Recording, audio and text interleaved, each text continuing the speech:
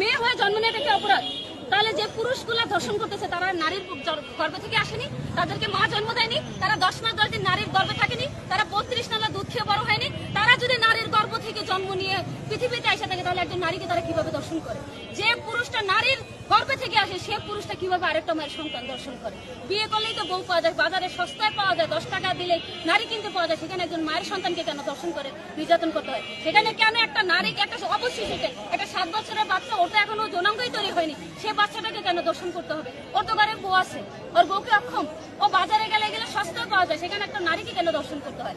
নারীকে দর্শন করলে তো তবু মেয়েরা সহ্য করতে পারে, 7 বছরের বাচ্চাকে দর্শন সহ্য করার মতো ক্ষমতা আছে? মেয়েদেরকে কোথায় রাখবে বাবা? কি করবে? ছেলে মেয়েদেরকে কি করবে? কেন মেয়েদেরকে জন্ম দিবে? তাহলে জন্ম না দিয়ে শুধু ছেলেই জন্ম দিবে? মেয়েদের ঘরে যদি নিরাপত্তা না হয় মেয়েরা কোথায় যাবে? বাংলাদেশের আইন কেন এখনো ব্যর্থ? কেন স্বরাষ্ট্রমন্ত্রী আজও আসতে পারল না লামিসার বাবার সাথে দেখা করতে? কেন বিএনপির পক্ষ থেকে আজ পর্যন্ত তারেক রহমান যদি কালকে সারাদিন গাজীপুরে অনুষ্ঠান করতে পারে তাহলে গাজীপুর থেকে মিরপুরে সেই রাস্তা দিয়েই তো গেছে, তাহলে কেন সে লামিসার বাবার সাথে এসে দেখা করতে পারলো না? কেন জানাজা আসতে পারলো না? স্বরাষ্ট্রমন্ত্রী তাকেই প্রশ্নটা করবেন। এই জানাজা যখন এখানে 4টায় হলো, বিএনপির পক্ষ থেকে একটা লোক কেন এখানে আসলো না? কেন এখানে একটা জানাজা হলো? এখানে জানাজা হওয়ার কথা ছিল 3টা, সোহাগের পর লামিসা, 3টার বদলে জানাজা একটা কেন হলো? লামিসার বাবা তো কবর দিছে। আমার ইচ্ছা ছিল এই লাশটা ফ্রিজিং করে যতক্ষণ ওই ছেলেটাকে এখানে আনা না হয়েছে ততক্ষণ এই লাশটা এখানে রাখা উচিত ছিল, রাখা তারেক রহমানকে স্বয়ং এখানে আনা উচিত ছিল।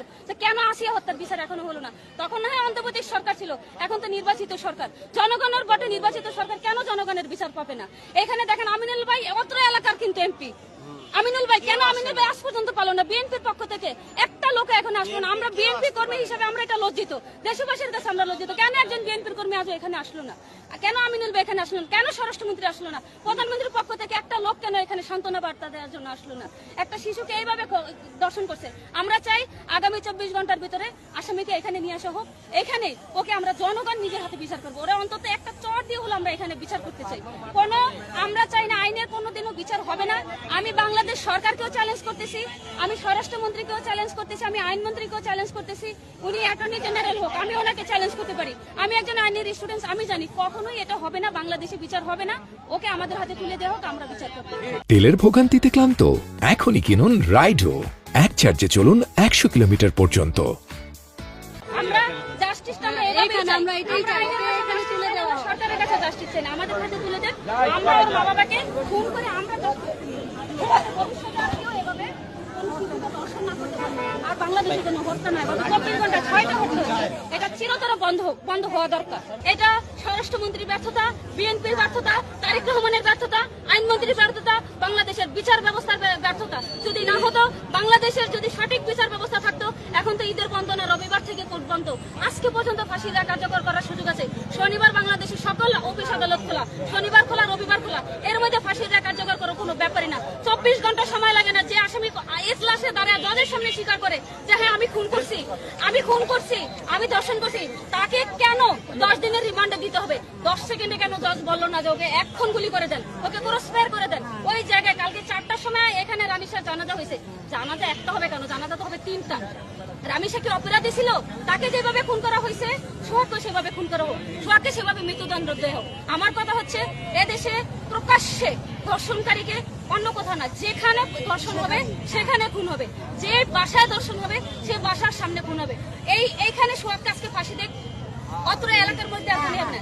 গত সপ্তাহে আমাদের এই 2 নম্বর রোডে একটা স্বামী তার স্ত্রীকে বালিশ চাপা দিয়ে মারছে, এখনো 5 দিন হয় নাই, 5 দিনের মাথায় রামিসা খুন হয়েছে। এই 7 দিনের মধ্যে 2টা খুন। এলাকায় দেখছেন কোনো বিচার হয়েছে?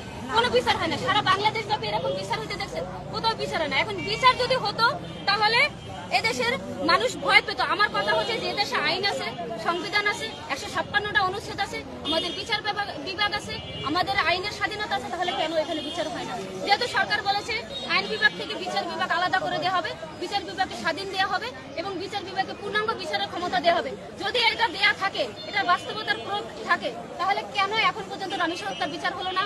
কেন আসিয়ার দর্শককারীদের এখনো ফাঁসি হলো না? এটা আমি স্বরাষ্ট্রমন্ত্রীকে প্রশ্ন করলাম, এটা আমি আইনমন্ত্রীকে প্রশ্ন করলাম। যদি পারে, তাদের যদি যোগ্যতা থাকে, সৎ সাহস থাকে, আমার প্রশ্নের জবাব প্রকাশ্যে দিয়ে যাবে।